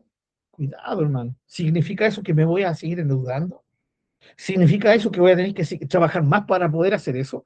Cuidado, cuidado, porque ese famoso dicho, tan bien dicho que es bíblico, no literalmente, pero sí viene del concepto bíblico, y que hay como al ser humano se le olvida, y hay qué terrible que a los cristianos también se nos olviden, ese dicho que dice, con nada llegaste a esta tierra, sin nada te vas a ir.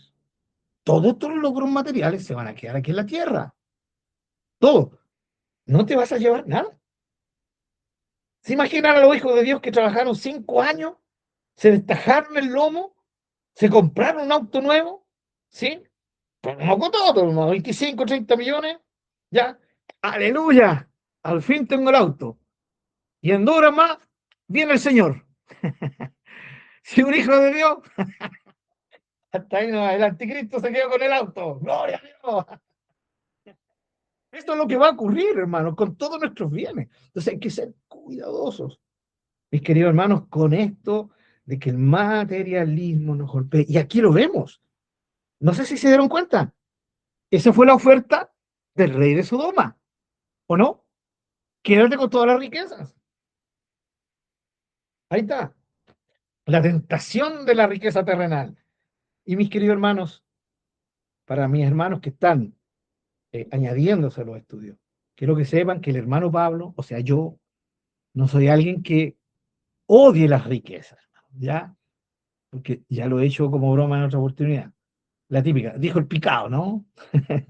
Claro, como el hermano Pablo no tiene riqueza, ¿sí? Entonces, claro, le es fácil predicar en contra de la riqueza, que está picado, ¿no? Que ojalá él pudiera tenerlo. Y gracias a Dios, mis queridos hermanos, no tengo ningún problema con eso. Enseño lo que creo que la Escritura nos dice. Y aquí lo veo tan clarito porque Abraham fue tentado por el rey de Sodoma, por el materialismo, las riquezas terrenales. Pero Abraham la tenía clarísima. No, no, porque después tú vas a andar hablando por ahí de que tú me enriqueciste y tú no me has enriquecido. ¿Ya? El faraón de Egipto me enriqueció. Es el chiste interno, hermano, para los que, los que estuvieron los estudios anteriores van a entender el chiste, ¿no? Pero recuerden que estamos viendo a Abraham que está aprendiendo de sus errores, ¿ya? De sus errores. Ahora ya Abraham está a otro nivel. Recuerden que ya rompió relaciones con su sobrino, ¿no? Dio ese paso. Ahora, ¿se dan cuenta cómo ese paso fue radical y fue real? Porque ahora salva a Lot y era el momento preciso, ¿o no? En que Abraham le dijera, viste, Lot, no nos tendríamos que haber separado. Si hubierais estado conmigo, sobrino, nada de esto te hubiera pasado. Así que vuélvase aquí conmigo a vivir. Pero la Biblia nos deja claro que eso no ocurrió. Abraham salvó a Lot, Lot volvió a Sodoma y Abraham siguió independiente de Lot. O sea, ya había dado ese paso. ¿Ya? Pero aquí deja claro, no voy a permitir que tú digas que tú me enriqueciste. Con una fe más madura en Abraham, hoy día la mirada de Job estaba puesta en que Dios era quien debía enriquecerlo. Que toda bendición viene de Dios. Bien, ahora vamos con el otro rey. ¿Sí? ¿Qué le ofrece el rey, el del otro extremo, el reino de Dios, Melquisedec, rey de Salem, sacerdote de Dios Altísimo? Sacó pan y vino. Hermanos, lo justo y lo necesario. ¿O no? Yo les expliqué que esto era lo típico, el típico alimento para renovar fuerzas, el vino, ya ese vino puro, no como el de ahora, no todo mezclado, tan químicos, ¿no? El vino, eso, ese vino y el dulzor del vino, el cansancio, ¡oh! Era como que lo recuperaba, ¿no? Hoy día se dice cuando a uno le da fatiga, cómo hacer una barra de chocolate, un plátano, una manzana, ¿no? Algo así, el vino y el pan. Lo que Melquisedec le ofrece, hermanos, terrenalmente hablando, ¿ya? Era algo miserable en comparación a lo que le estaba ofreciendo el rey de Sodoma, ¿ya? Pero el rey de Melquisedec no tiene en su mente enriquecer a Abraham, no tiene en mente eso. La mente de Melquisedec es, ¿cuál es? Es poder renovar las fuerzas de Abraham, poder bendecir con una bendición espiritual a Abraham. Esa es la idea del rey de Salem. Qué diferente, qué diferente. Y se me viene a la mente Mateo capítulo 6. Por nada estén afanosos, si no sean conocidas sus peticiones. No, no, ¿ven? Ya me descarrié. Ese fue el apóstol Pablo a los filipenses. Pero el Señor dijo también, ¿por qué se afanan? No, ¿por qué se afanan del día de mañana? Cada día trae su propio afán. Ahí sí que me encarrilé. Eso fue lo que dijo el Señor en el Sermón del Monte. ¿Ya? Miren las aves del cielo. ¿Sí? Las muy flojas ni trabajan ni siembran y miren cómo las tengo alimentadas. ¿Cierto? Si no, pregúntenle al hermano Pablo cómo están las aves de la mamá del hermano Pablo, de la hermana Rosa. Oh, las tórtolas parecen chanchitos, gordas las palomas, dan puras ganas de echarle a la olla. ¿Ya? Porque todos los días la abuelita ahí les tira miga, es que sobra que, hasta que comen las palomas, hermano. Y no me refiero a las palomas, a las tórtolas. Oh, y apenas las gordas no pueden ni caminar, pues son re peleadoras, y andan una de otra de la otra, y apenas corren, y entre corren y que corren, los gorriones por otro lado, ¡bah! Y les quitan la comida. Y los gorriones ahora apenas pueden volar, pues. También tan gordos como ellos solos. O sea, el Padre Celestial las cuida y usa, creo que de una sobremanera, la hermana Rosa, como para poder bendecir a las aves del cielo. Y esto aquí en la casa, pero en el campo, hermanos. ¿Sí? Yo jamás me encontré, cada vez que tenía la oportunidad de andar en el campo, nunca me he encontrado un ave raquítica. Nunca me he encontrado un ave muerta ahí porque, esta estaba flaquita, por eso se murió, no tenía que comer. No. De una u otra manera, Dios suple. Los lirios del campo, ¿sí? No tejen ni hilan, y mira cómo las viste el Padre. ¿Sí? Así que, ¿por qué te preocupas? ¿Por qué te afanas? Si Dios tiene cuidado de estas avecillas, de las gordas que tengo acá atrás en el patio. ¿Ya? Y se preocupa de las flores hermosas, ¿no? De su hermosura, la figura de la vestimenta. ¿Cuánto más? Y aquí viene lo maravilloso. Su padre, su padre, su padre, ¿sí? Su Padre Celestial suplirá sus necesidades, ¿sí? Entonces, la idea del afán material es clarísimo. Jesús fue claro en enseñarlo, lo enseñó el apóstol Pablo, lo enseñó el apóstol Pedro, de que seamos agradecidos, ¿ya? Santiago, ¿sí? Al darle, Santiago es como el santo de, de esos que son medios comunistas, ¿ya? Porque ustedes saben, pues, le habla directamente a los ricos, ¿no? A los ricos terrenales.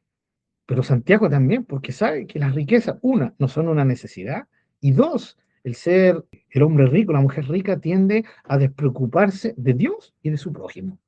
Vuelvo a decir, yo creo que la Biblia no nos está enseñando que el dinero, las riquezas en sí sean malas, pero las riquezas no las puede llevar un ser humano, tiende a pervertirle el corazón, tiende a pervertirle la mente. Y cuando Dios bendice a un hijo y lo bendice con riquezas, es porque sabe que ese hijo va a ser un buen mayordomo. Y ese hijo y esa hija van a ser capaces de bendecir a otros con eso que Dios les da. ¿Sí? Esa es la idea de Dios. Ahora, que hay hijos de Dios que han sido bendecidos y no se están portando bien, bueno, van a tener que dar cuenta al Señor, ¿ya? Al Señor. Pero cuidado, porque aquí entra el tema de lo que estamos viendo. Hay hijos de Dios que los bienes que tienen, no fue Dios el que se los dio. Hay hijos de Dios que tienen muchos bienes y no fue Dios el que se los dio. Fue el diablo. No, tampoco. Fue el esfuerzo de ellos. Sí, pero hermano Pablo, ¿está malo eso? No está malo si no te aleja de Dios. Pero si te aparta, aunque sea un poquito de Dios, no es bueno. Y ahí es donde nosotros tenemos que tener la perspectiva clara. ¿Dónde está mi riqueza? ¿En el cielo o aquí en la tierra? ¿Qué buscamos? ¿Las cosas de arriba o las cosas de la tierra? ¿Dónde está nuestro tesoro? ¿Sí? Porque donde esté nuestro tesoro, ahí va a estar también nuestro corazón. Se lo dijo clarito el Señor Jesús a sus discípulos en el Sermón del Monte. Entonces, ¿cuál es la idea, mis queridos hermanos? Es que hay cosas que sí, los hijos de Dios tienen, pero no ha sido Dios el que se los ha dado. Muchos de ellos le han abierto la mano al rey de Sodoma. Permítanme ser aquí alegórico, ¿ya? No soy muy amigo de las alegorías, pero aquí se aplica bien. Cuando se usan bien las alegorías, creo que es bueno. Y aquí hay una enseñanza, ¿no? Abraham le dijo no al rey de Sodoma, pero hay hijos de Dios que le dicen sí, aquí mira, eh, cámbiate de trabajo, vas a estar, mira el sueldazo que se te da. Ay, pero eso significa que voy a tener que dejar de congregarme, voy a tener menos tiempo para mi familia, estoy bien como estoy, pero quisiera estar mejor. Ay, listo, ahí está claro, estoy bien como estoy, pero ese pero significa transar con el rey de Sodoma. Y después va a ser el enemigo el que va a decir, yo te enriquecí, ¿sí? Porque usaste el sistema mío, el sistema de la sociedad sin Dios. Cuidado con eso, mi querido hermano, y volvemos a Melquisedec. Melquisedec es el que suple la necesidad de Abraham. Y Dios es quien hace eso con nosotros, ¿no? Sí, Dios nos da lo que necesitamos. Ahora, debo reconocer que el Señor es tan bueno que hay veces que nos da más de lo que necesitamos. Pero su compromiso siempre fue que no nos faltaría lo básico. Y aquí es verdad, me imagino que el vino que le dio Melquisedec era de primera clase, el pan de primera clase, maravilloso. Está bien, alguien podría pasarse rollos con esto, pero el tema es que Melquisedec le da a Abraham lo que él necesita, renovar las fuerzas. Aparte que el pan y el vino, como algunos, ¿cierto?, usarían también, diciendo, es un tipo, ¿no?, de Cristo, ¿no? Pan y vino. ¿Qué se nos viene a la mente con pan y vino? La cena del Señor, ¿o no? El cuerpo de Cristo, la sangre de Cristo. Entonces, hay personas que ven aquí en todo esto todo un simbolismo que apunta a la obra del Señor Jesucristo. Bien, gloria a Dios por eso. Pero aquí directamente, lo que hace Abraham en ese momento, perdón, Melquisedec, para darle a Abraham, es lo que Abraham necesitaba, en contraste con lo que el rey de Sodoma le estaba dando. ¿Ya? Eh, y antes de entrar, porque no quiero desviarme del tema principal de esto, hermanos. Antes de entrar al personaje, Melquisedec, ¿ya? Estamos viendo aquí sencillamente, ¿qué hace el Espíritu Santo?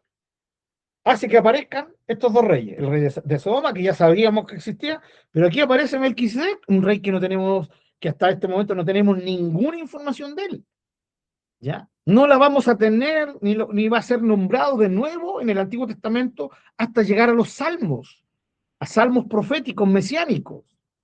Y desde ahí, de los salmos, de unos salmos específicos, de nuevo no va a ser nombrado hasta el Nuevo Testamento, al final del Nuevo Testamento, en el libro de los Hebreos. Es un personaje ya muy misterioso. Pero vuelvo a decir, antes de entrar al personaje misterioso, nosotros tenemos que ir a lo que no es misterioso, a lo que es claro en la Escritura. ¿Sí? ¿Y qué es claro aquí en la Escritura? Que este rey haya sido quien haya sido, es histórico. Apareció ahí, ¿sí?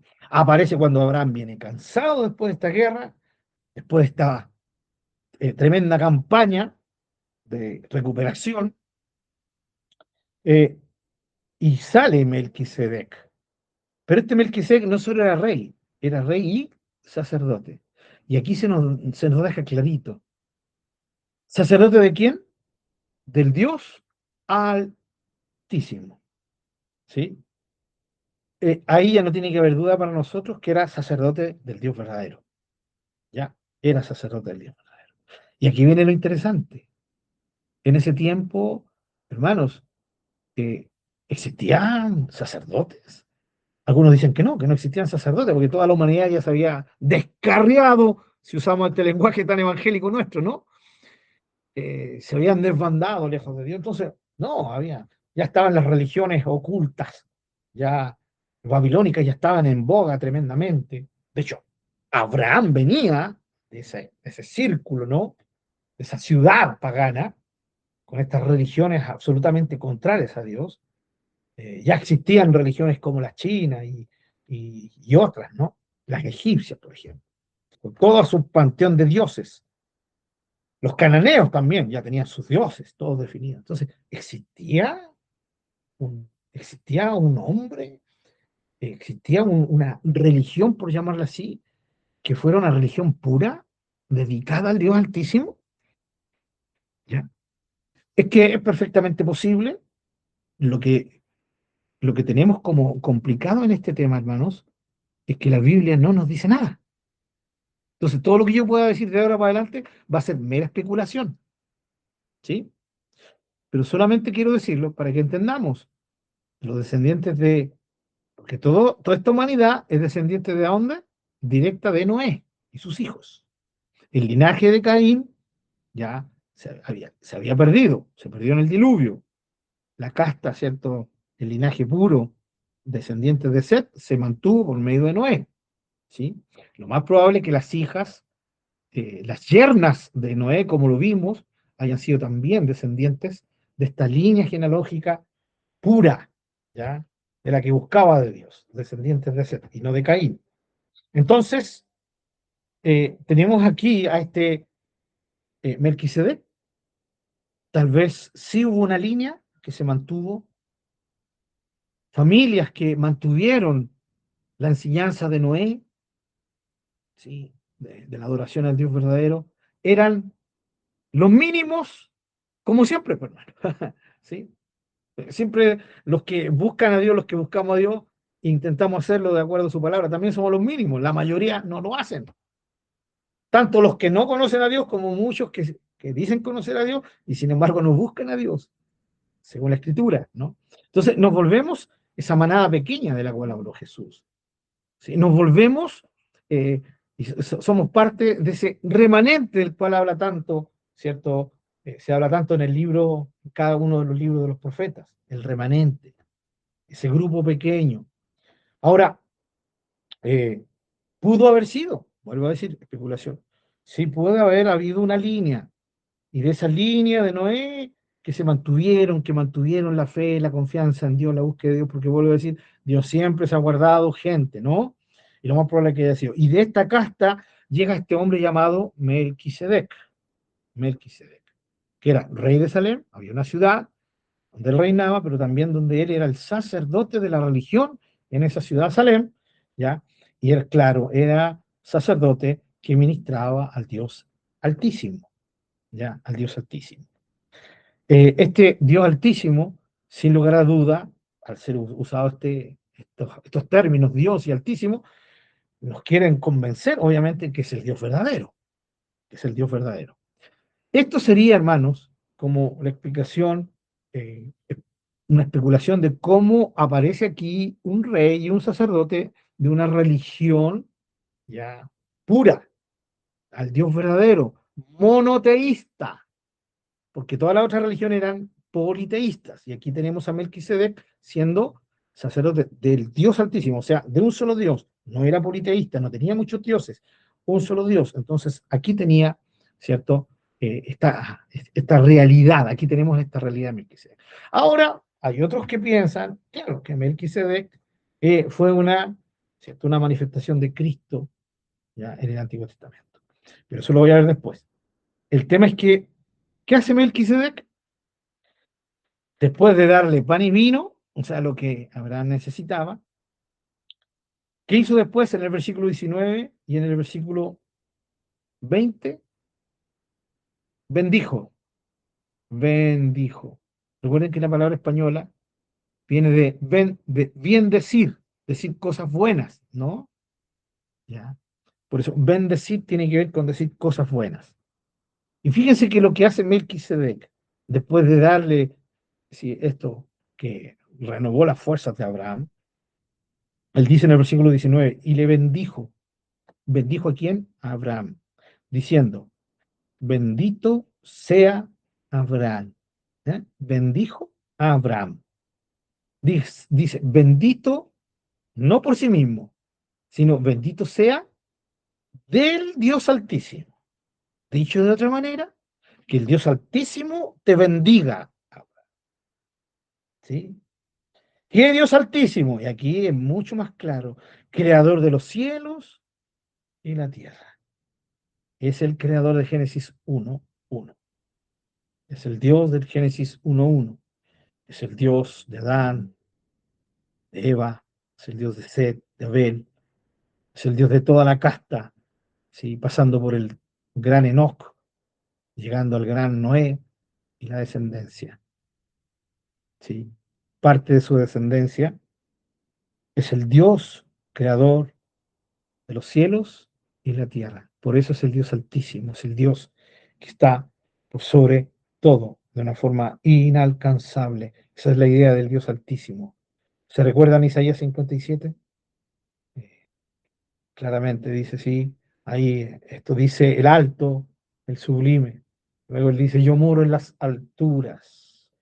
Eso no cambia en el Nuevo Testamento. Padre nuestro que estás en los cielos. Sí, es el Padre, tu Padre que está en los cielos te recompensará.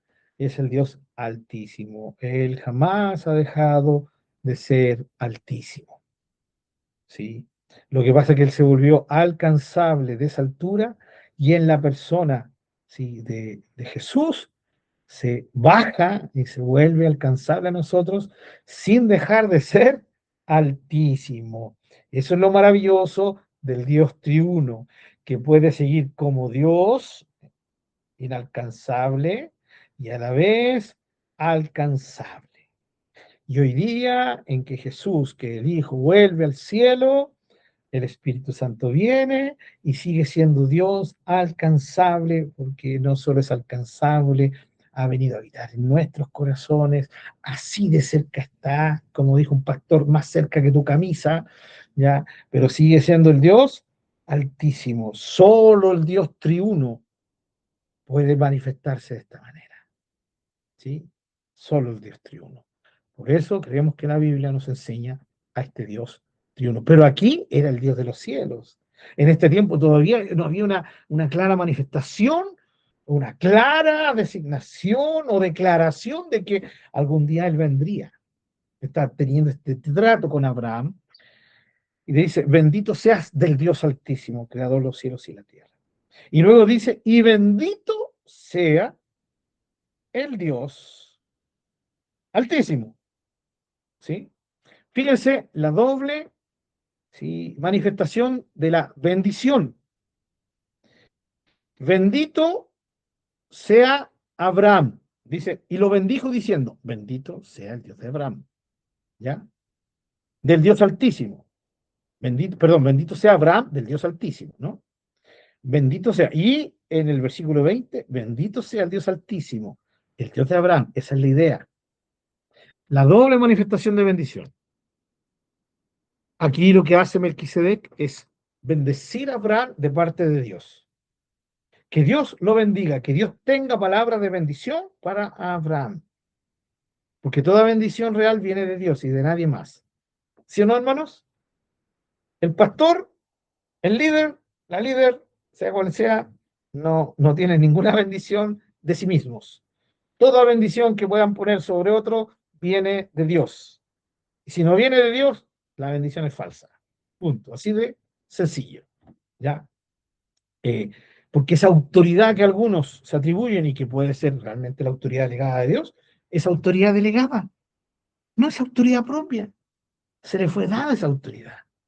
¿Sí? Por lo tanto, la gloria debe ser de Dios. Y esa unción, ese poder, bendíceme con esa unción, hermano, que Dios te ha dado. No, si, yo no te puedo bendecir si, con esto mío, es justamente la bendición de Dios. Y es tan así que yo puedo tener la autoridad y la unción de Dios, pero si Dios no quiere bendecir a alguien a través de mí, esa persona no va a recibir ningún tipo de bendición. Por más que yo se la quiera imponer, por más que yo se la quiera pasar, porque esto depende de Dios y de nadie más. ¿Sí?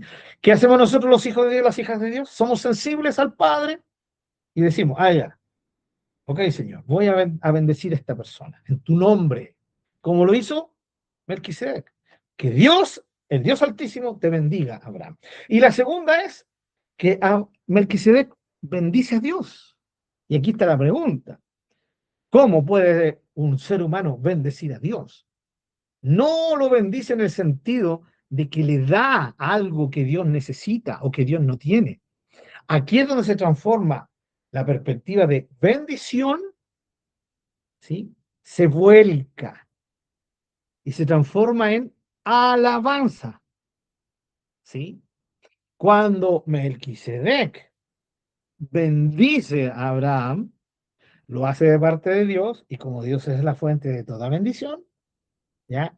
Es bendecido Abraham.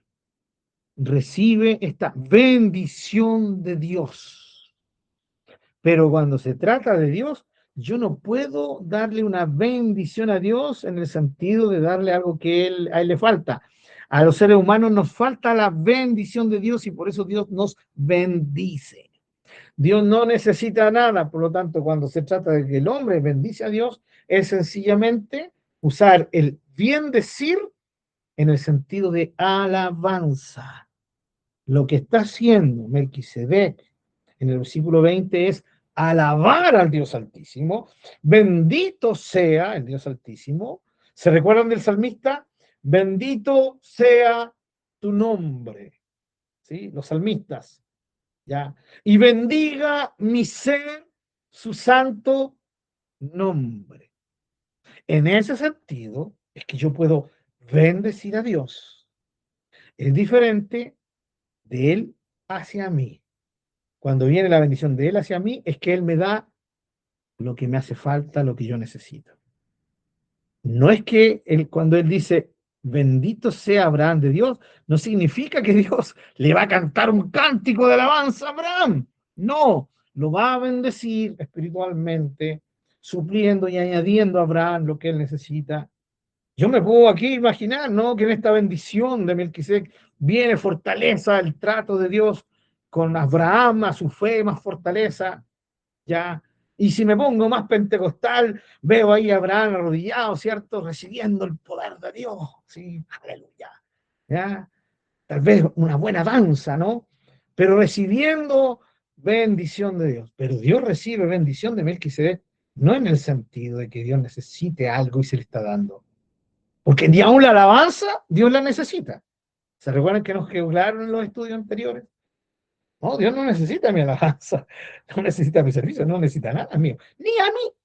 Pero Dios me ama tanto que ha decidido hacerme parte de Él, de su obra, de su cuerpo, ¿no? Y Él me hace ser parte de esa cercanía de los suyos, y ahí es donde yo reacciono ante Él con alabanza. Por lo tanto, bendecir a Dios significa alabarlo, ¿ya? Y por eso Melquisedec dice, bendito sea, alabado sea el Dios Altísimo, que entregó tus enemigos en tu mano. ¿Se acuerdan lo que vimos al principio del estudio? Hermanos, fue Dios. Fue Dios. ¿Cómo no creer que 318 personas vencieron a esta cantidad de gente, todos expertos en guerra, ejércitos, soldados? ¿Cómo no creer que fue real si Dios estaba ahí? Fue Dios el que entregó los enemigos de Abraham en las manos de Abraham. Fue Dios el que le entregó en las manos a David a Goliat. ¿Se recuerdan? Fue David el que lo dijo. No estoy especulando. Esto es literal. Hoy Jehová te entregará en mis manos. Creo que lo vimos la última vez que estuvimos juntos, ¿no? David no es el ejemplo de valentía. No, hermano, no lo es. Él no es ejemplo de valentía. Porque la valentía siempre la relacionamos con nuestro lado humano. A que él no le tenía miedo. No, no. Él, David y todos estos hombres fueron ejemplos de fe. Confiaban plenamente en Dios, que Dios les entregaba a los enemigos. Y David jamás se hubiera ido a meter ahí si él no hubiera sabido que Dios lo respaldaba, hermano. Abraham jamás hubiera partido si no sabía que Dios estaba con él.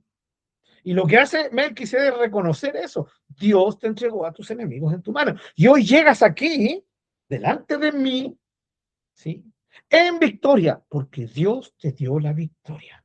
De esto trata la vida cristiana. Vidas que viven victorias porque Dios está con ellos.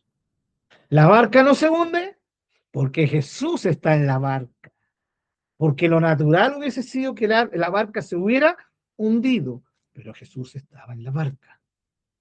Entonces, Melquisedec nos muestra ya cómo la gloria debe ser de Dios. Ya, la gloria debe ser de Dios. Volvemos aquí al mismo tema, hermanos. ¿Quién es el exaltado en todo esto? Dios.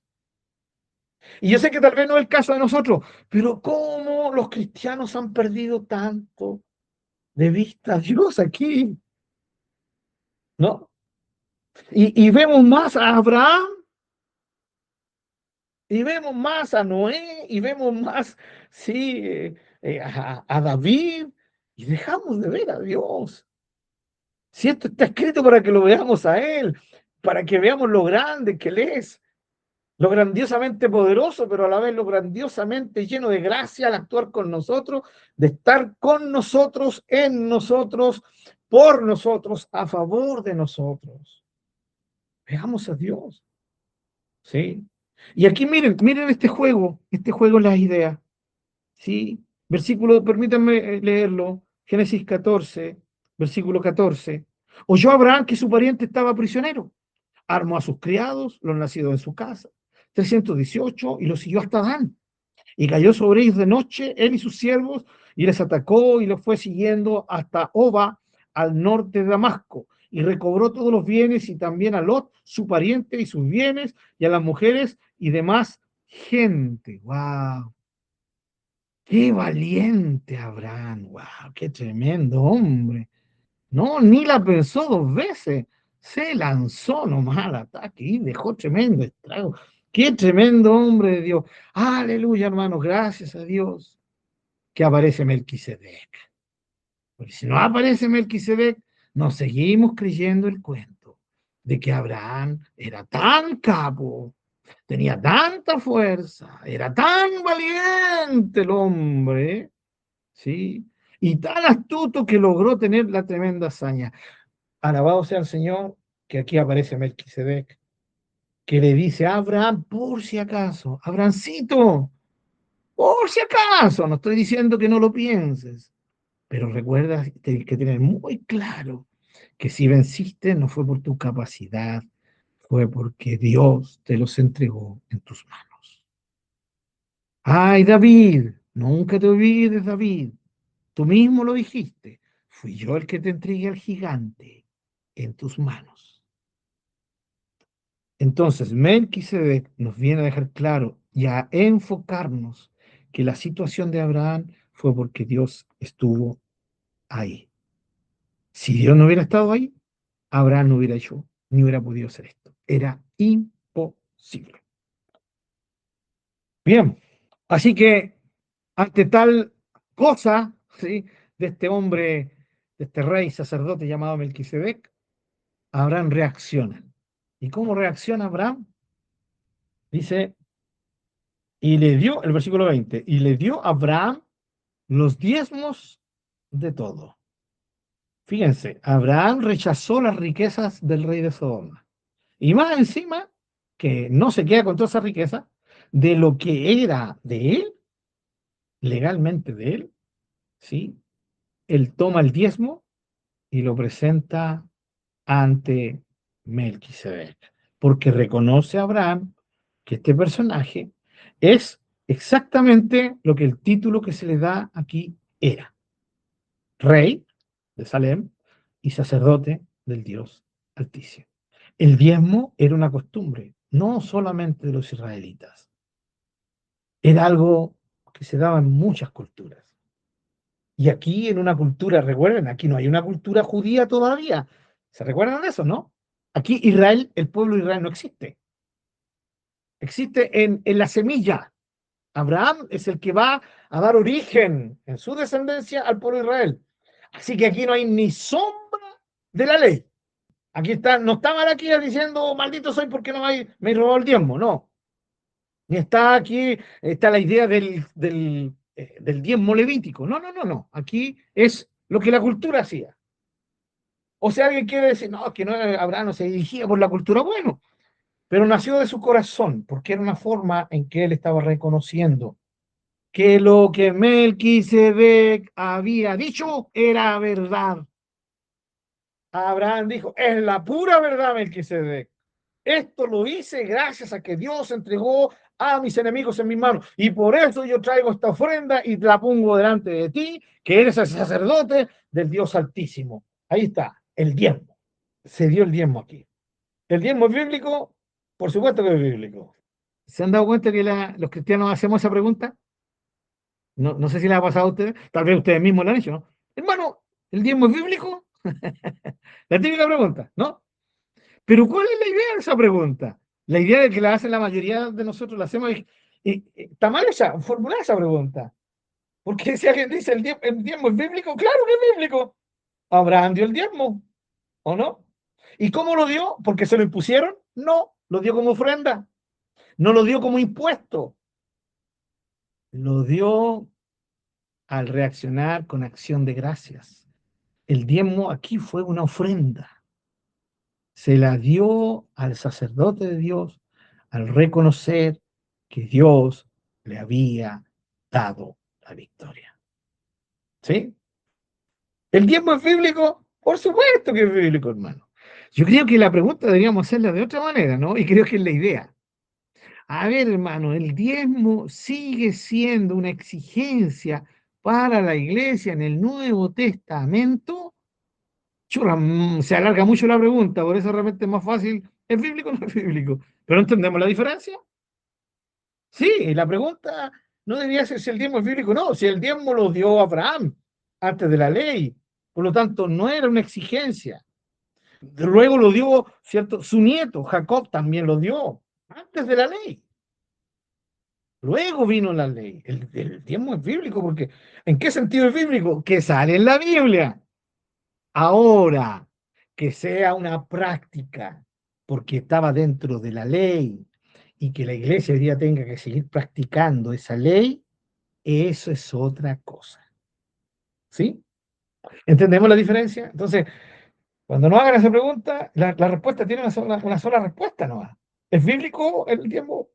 Claro que es bíblico. Entonces, ¿tengo que dar el diezmo? No, yo no he dicho eso.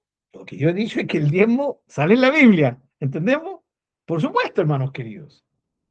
Tocar instrumentos, ¿es bíblico? Sin duda, por hermano. Si el primer salmo que se cita para respaldar la música con instrumentos, ¿cuál es? ¿Qué salmo es? El último, po. Es fácil. Salmo 150, alábale con tambor, con ukelele. Si lo trajéramos hoy a nuestra actualidad, ¿no? Con el ukelele, con el bajo, con la batería, con las congas, con los bongos, con bronces, sí, con el violín, con el acordeón, querido pastor, perdón, perdón. ¿Cómo olvidarme del acordeón? Sí. ¿Cuántas veces hemos sido bendecidos con nuestro pastor ahí alabando al Señor con el acordeón, el piano, el decacordio, y todos son instrumentos que ya tal vez ya no conocemos, la lira, ya, el arpa, la flauta, el oboe, y etcétera, etcétera, ¿no? Con el instrumento, esa es la idea del Salmo 150. Por lo tanto, Si usar instrumentos y alabar a Dios con los instrumentos es bíblico, claro que es bíblico. Entonces la pregunta, ¿es bíblico usar instrumentos? Por supuesto que es bíblico. Si está en la Biblia, se nos anima a hacerlo en el Antiguo Testamento. La otra pregunta es, ¿la iglesia está obligada a usar instrumentos? Y aquí nuestros hermanos pentecostales de la IEP, de la Iglesia Evangélica Pentecostal, y los hermanos de la Iglesia Pentecostal Naciente, ¿cierto, pastor? ¿Sí? La Iglesia Pentecostal Naciente y algunas otras que son derivadas de la otra, ellos nos dirían en el Nuevo Testamento no. En el Antiguo Testamento sí, en el Nuevo Testamento no hay apoyo para usar instrumentos musicales para alabar a Dios. Y aquí la iglesia se divide en esto, ¿no? Pero nosotros no vamos a entrar a ese punto. Solamente dejar claro que si hablamos específicamente de si los instrumentos tienen que usarlo la iglesia o no, eso es otra cosa a decir si usar instrumentos es bíblico. Por supuesto que es bíblico, en las circunstancias del Antiguo Testamento los israelitas usaban, todos los instrumentos que creaban los usaban para alabar a Dios. Ahora, ellos usaron instrumentos para alabar a Dios, pero recuerden, ¿quiénes fueron los primeros que comenzaron con todo esto de usar instrumentos, de crear instrumentos, ¿sí? Y de socializarlos, ¿ya? En una sociedad, ¿ya? Fueron los descendientes de Caín, ¿sí? De Caín. Nada se dice instrumentos de los descendientes de Seth, ¿ya? ¿Por qué? Porque Dios nos quiere decir que la música y los instrumentos musicales son del diablo, vienen de Caín. No. Recuerden que lo vimos en Génesis capítulo 4, ¿no?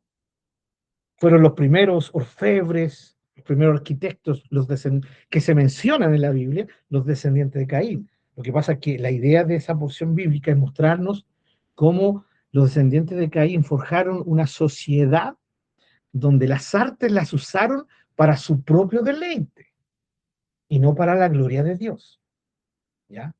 Comenzó toda esta sociedad, la tecnología comenzó con ellos, ¿ya? Pero hoy día la música, ¿cierto? Sabemos que fue usada por el pueblo de Dios y Dios se sintió honrado con eso, ¿ya? Cuando lo hacían de corazón, por supuesto, al punto de que Él permitió por el Espíritu Santo que inspiró al salmista dejarnos el último salmo, que es el Salmo 150. Entonces, así podríamos decir, ¿es bíblico esto? Sí, pero ¿a qué te refieres con si es bíblico o no? Esa es la idea. El diezmo es bíblico, por supuesto, Abraham lo dio, pero aquí Abraham no lo da como lo dan o como lo dieron el pueblo de Israel. Para el pueblo de Israel, el diezmo era un impuesto, no era una opción. ¿Sí? Ellos tenían dos tipos de ofrendas, las ofrendas que venían del corazón, ¿sí? De la propia voluntad, está claro eso en la ley, en Levítico, y están el diezmo, que no era una opción, ellos tenían que dar el diezmo. Entonces, diferente a algo que nazca del corazón. Ahora, ¿cuál es la idea de Dios? Que los israelitas igual dieran este impuesto, ya, de corazón, no obligado, sino que para honrar a Dios. Bien, así que mis queridos hermanos, ahí está el tema del diezmo. Ah, bueno, hoy día se aplica, ¿no? Los hijos de Dios que tienen en su corazón diezmar, si lo hacen para el Señor, lo honran a Él. ¿Ya? Al final, no solamente el 10 debería ser en nuestros corazones, debería estar claro, sino todo, todo lo que somos, todo lo que tenemos le pertenece al Señor. Y si tenemos en nuestro corazón dar el 10% para honrarlo a Él, Dios es honrado con eso y también nosotros somos bendecidos de parte de Dios. Pero es algo absolutamente voluntario. Bien, así que aquí tenemos a este tremendo hombre ya llamado Melquisedec, que nos deja muy claro el enfoque. Melquisedec aparece aquí para eso, para dejarnos clara esta historia. Aparece aquí para mostrarnos que a pesar de todas las circunstancias, Dios siempre tiene un remanente. Y aquí lo tenía a través de este rey sacerdote, ya, un rey y un sacerdote enfocado en el Dios Altísimo. ¿Ya? Y un hombre que tenía claras las cosas, por eso enfoca a Abraham, por eso Abraham reacciona, ¿sí? Con el diezmo como una ofrenda de gratitud a Dios, un reconocimiento a Dios, ¿ya? Por eso nosotros ofrendamos, ¿no? Nosotros ofrendamos por reconocimiento. Cuando en nuestras iglesias se hacen ofrendas, todo es por reconocimiento. Aún aquellas que me dicen, mire, es para ayudar a un hermano. Yo ofrendo, para ayudar al hermano, pero mi primera intención es hacerlo para el Señor. Es para Dios, Dios, es para ti, es para honrar que todo lo que tengo proviene de tu mano y lo doy para esta situación para que tú seas glorificado, ¿ya? Todo, toda nuestra ofrenda, y no solo las económicas, no solo las que tienen que ver con dinero, sino todo lo que podamos hacer para el Señor. Bien, mis queridos hermanos, me quedo para la próxima semana para que examinemos el libro de Hebreos, los Salmos, para ahondar un poquito más en lo que es el personaje, ¿ya? Porque siempre está la pregunta, ¿pero quién era? ¿Era Jesús? ¿No era Jesús? Ya, mira lo que dice Hebreos, en fin, ¿ya? Pero por ahora nos quedamos con que es un ser histórico, absolutamente histórico. Aquí sale la escritura, Abraham lo vio, tuvo comunicación con él, era rey de una ciudad reconocida, y nos vamos a quedar hasta ahí, porque eso es lo que nos quiere enseñar este pasaje. Este pasaje no nos quiere ahondar más, son los otros pasajes los que van a ahondar en este personaje, ¿ya? En este personaje llamado Melquisedec. Vayámonos con este pensamiento en nuestros corazones. Dios no intenta ser hermano, el florerito de mesa aquí. No, él no intenta decirnos, miren, yo soy el centro. No, no, no, es que Él es el centro. ¿Sí? Él es el centro por esencia. Si somos nosotros los que nos perdemos de perspectiva esto, nosotros giramos en torno a Dios, nuestra vida gira en torno a Dios, y lo que la Biblia nos está revelando es sencillamente lo normal, lo que es, así, lo que es. Y Dios nos está mostrando cómo Él es grandioso, cómo Él es, cómo Él actúa a través de estas historias. El Dios que respalda a sus hijos, que lucha por sus hijos, que está por sus hijos. No, Él no tiene por qué luchar con el diablo si el diablo está vencido, es un ser que está sujeto a Dios. Pero Él lucha, ¿cierto?, a través y en sus hijos para darles victoria con respecto, porque somos nosotros los que tenemos luchas con el diablo y contra las huestes y las principados, ¿no? Y tenemos a este tremendo hombre de Dios, Melquisedec, enfocándonos en que Dios debe recibir la gloria. Bendito sea nuestro Dios. Bendito sea nuestro Dios. Y que Él nos bendiga a nosotros, ¿no? Y vemos aquí, ¿cierto?, en contraste con lo que la sociedad, el mundo sin Dios, nos quiere dar. Cuidado con eso. El rey de Sodoma se nos presenta de diferentes maneras, ¿ya? Pero al igual que Abraham, reaccionemos sabiamente, ¿sí? Y enfoquemos nuestra mirada en el otro rey, en el rey que nos da para lo que necesitamos, que suple esa necesidad nuestra, y por supuesto que nos enfoca muy clarito en que Dios es el centro, que Dios es el por qué, el para qué. Como dice Pablo, porque todas las cosas son en Él, por Él y para Él. Y a Dios sea la gloria, como dijo el apóstol.